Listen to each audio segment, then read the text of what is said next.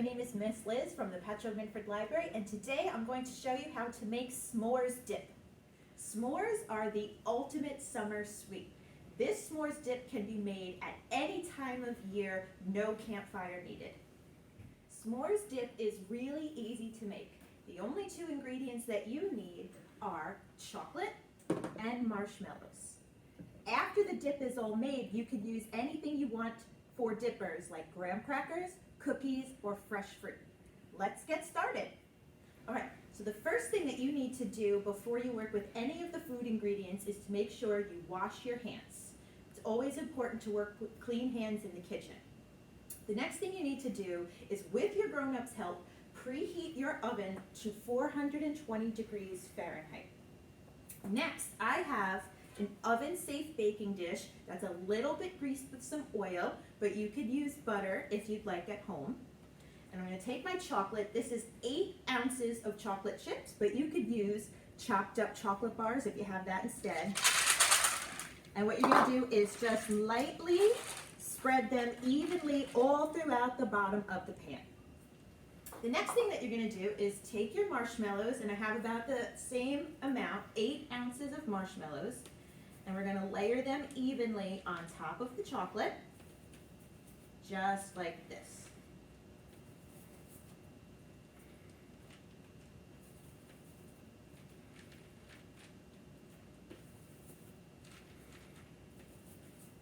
Want to make sure that your chocolate is nice and covered so that your dip is extra tasty.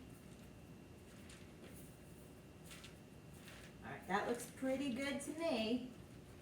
Okay, now again, with your grown-ups' help, you're going to take the pan and place it in your oven.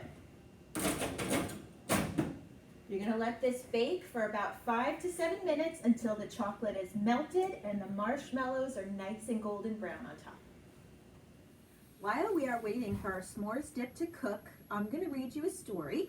This story is called Love Monster and the Last Chocolate by Rachel Brett.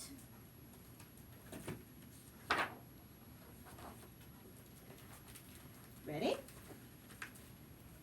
This monster, hello Love Monster, was just getting back from his vacation. And although it was a little bit exciting to be home, he was sad to leave his adventures behind him. But wait, what was this? A box of chocolates just sitting there, waiting to be found? Love Monster couldn't believe it. You see, everybody knows that monsters seriously love chocolate, especially this monster. His mouth started to water just thinking about what might be inside.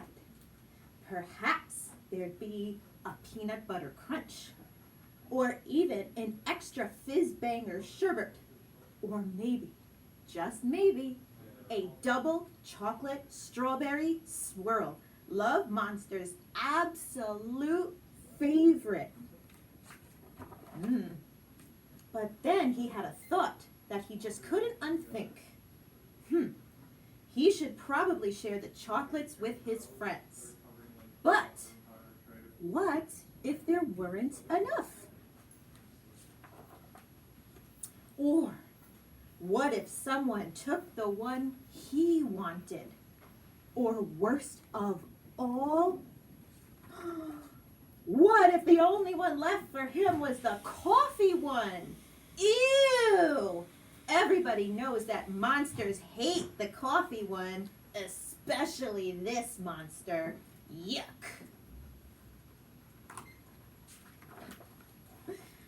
Well, I'm sorry to tell you that after thinking all of these thoughts, Love Monster decided it would be safer and kinder and much better for everyone if he kept the chocolates just for himself.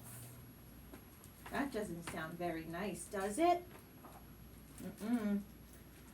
So he went into his house, and so did the box of chocolates. Without a whisper of a word to anyone. Love Monster couldn't wait. Oh, how his mouth watered. But just as he went to lift the lid, he had a sort of queasy, squeezy feeling in his heart. It was the feeling a monster gets when he knows he is about to do something that he shouldn't.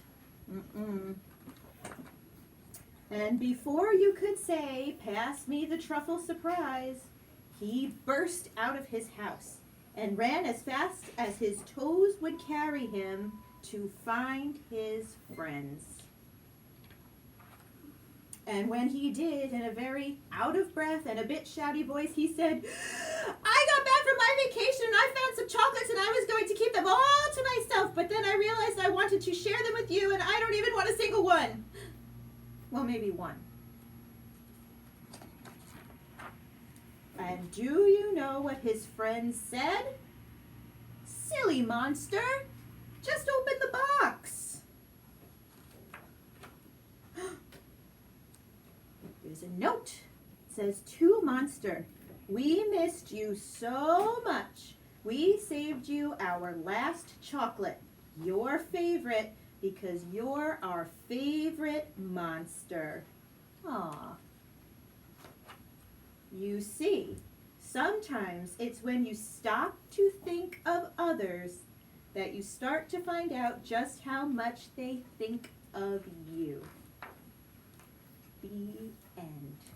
So see, when you share with your friends, it's always nice. And this s'mores dip you can make and share with your friends and family at home.